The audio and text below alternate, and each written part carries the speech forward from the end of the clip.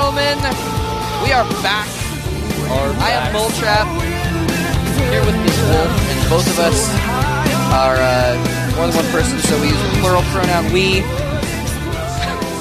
which is not to be mistaken with World Elite, the Chinese clan associated with Prime. Yeah, which Polt just took that game, so he's associated with them. It's like Wolf and Moletrap.we. That's right. Are at the GSL. By the way, I have a cool tip for you guys. Those of you out there on GOM Player, trick that my buddy Joe just told me about. Apparently, if you get lagged behind on GOM Player, you can hit C, yes, and it'll catch up the stream, so you're on par with everyone else you're chatting on IRC with, and then you hit Z to return it to a normal speed. Yeah, I had no idea. I think if you press X, it slows it down, and a lot of people, some people used to call this thing. I remember someone told me about Zombie Artosis. You go listen to Zombie Artosis or something slow it down, and then listen to Artosis and Tasteless cast in slow speed, and it's sounds hilarious. Wow, that sounds cool. You know what? Tasteless. Let's do a little experiment, okay? I'm going to tell you guys to hit, what was it, X? I think it's X. Slow down. Hit X, and I'm going to talk really fast, and we'll see if it sounds normal. Okay, go for it. Okay, so hit X. All right, everybody, this is Bulltrap here at the GSL. All right, go back to normal now. Did it work?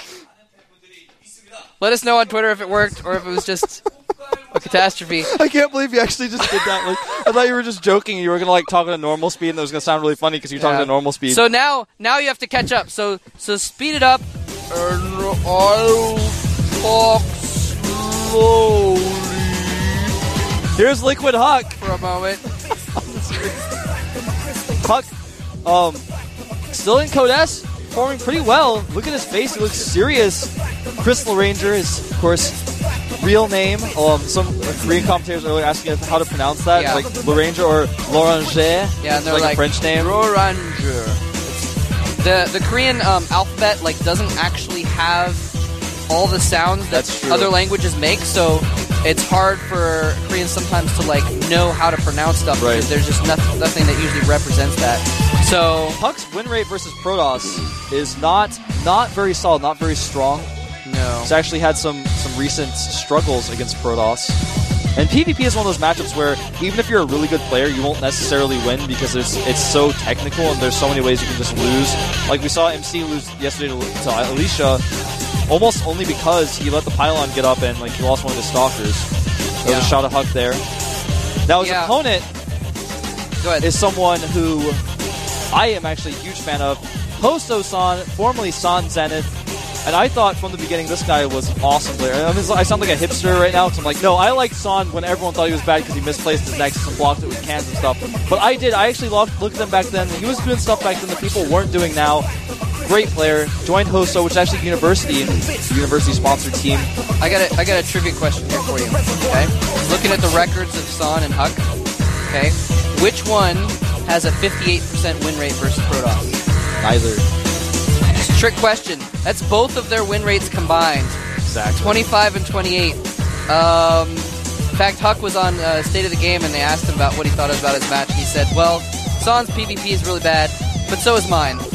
So those were his thoughts, and hopefully he can bring it out here. Of course, this is the English stream, so I know all of our fans here are probably rooting, most of them at least, except for Wolf, he's a traitor, are rooting for I have no bias when I cast games, Moletrap. Okay. The first map's going to be Belshire Beach, and afterwards we've got Zelnaga and Zelnaga Fortress, followed by the Caverns.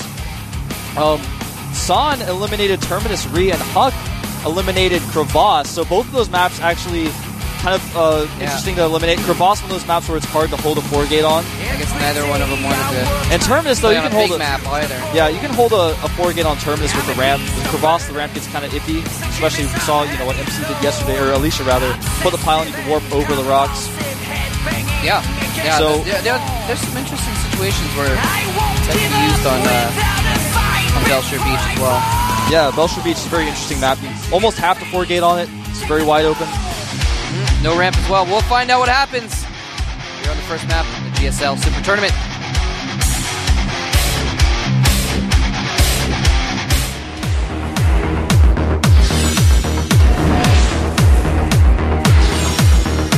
LiquidHuk versus NS Hoso-san. love those intros. So hardcore.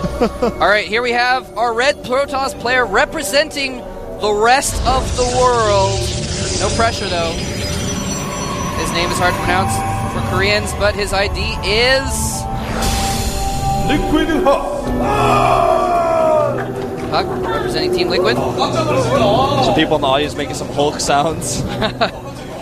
Hulk smash! Oh, dude, they copied Doa's idea. Oh, I guess someone else might have done it before him, too. Anyway, here is the challenger representing Korea. Moved around to some different teams. He is known as... NS 호서상. Okay, continue with... Son is proxy-gating Huck. Wow. Look at him with the proxy gate face. It's a proxy gate face. It's a proxy gate face. Well, he's making that face and he's proxy gating, so obviously. He's actually only going to proxy one gate, though. But it's so close to Huck's base, and it's at a faster timing. You should be able to... what he's probably going to do is just run by and target down some probes. Huck actually making a forge as he spots this. But he's forced the forge, and if he controls the Zealot properly, he can just ignore Huck's Zealot and just target down probes. And I think that's exactly what he's going to do. He should be able to at least get 2 probes with it. Which will kind of put him on somewhat even footing. The problem is his gateway is vulnerable and exposed. Yeah, depending on where he puts his cannon, if he does get a cannon, actually just put a pylon in the spot where it would have been good for putting a cannon. I think he might actually cancel the forge. Nope. I thought he would when he realized there was only one gate. So you don't even. It's almost like ridiculous to even make that extra cannon. He doesn't know if there's 2 gates or not. Here comes the first Zealot using his probe to help out as well, but Huck bringing his probes as well. Oh, is he going to trap that Zealot? He almost traps Well, there's it. almost a second Zealot out. He has to be very careful. Huck's second Zealot just now starting. And the cannon is going up right now, so he's probably going to be pretty safe, and I don't think he even lost a probe yet. Yeah, it's funny because if your opponent only has 1 gate and you chrono boost and you use your probes to defend, you don't actually need to make cannons. So Huck's invested a lot into these cannons. And his Cybernetics core is not faster than Son's at all. It's actually almost identical timing. So Son has a lot of extra resources built up that he can use. Maybe he was worried about a second gate or something. Yeah, but most likely. I'm not saying that's bad that he made the extra cannon, but in this case it didn't work out well for him. Yeah, because Son's not going to attack it. See, because now he can tech. He doesn't have to spend all this money on Zealots. He can get that core down as well. Yeah. Although Son did, of course, get his core down back at his home base as well. Son doing some good micro running around here, attacking his player. Wants to hit these Zealots as much as he can. So be very careful. Nice control by both players. Yeah, trying to stay out of range of that cannon and still do what damage he could. Oh man, Son actually made a second gateway there. Thanks to his proxy, he's actually chrono boosting out a Stalker right now. That is interesting. Huck chrono boosting his Stalker out as well, though. This is going to come down a lot to micro. Yeah, this is what's so fun to watch PvP because of the micro. Huck actually putting up 2 gateways, though, at this point. And he's got a first Stalker. He's going to put it on the high ground where it can't be shot back. Beautiful move. It gets within range of the cannon, but he's already taken some hits there and forcing him back out of the choke. A little bit of a battle going on. Nice micro by Son, actually, doing some pretty good damage, but Huck with just a little bit more in the forces category, forcing him back. He needs to retreat now, or he's going to lose that Stalker. Oh man, this is so close. Huck has 2 Zealots out and a Stalker. Of course, Stalkers can run away from Zealots forever. But then that means the Huck Stalker can fire on them.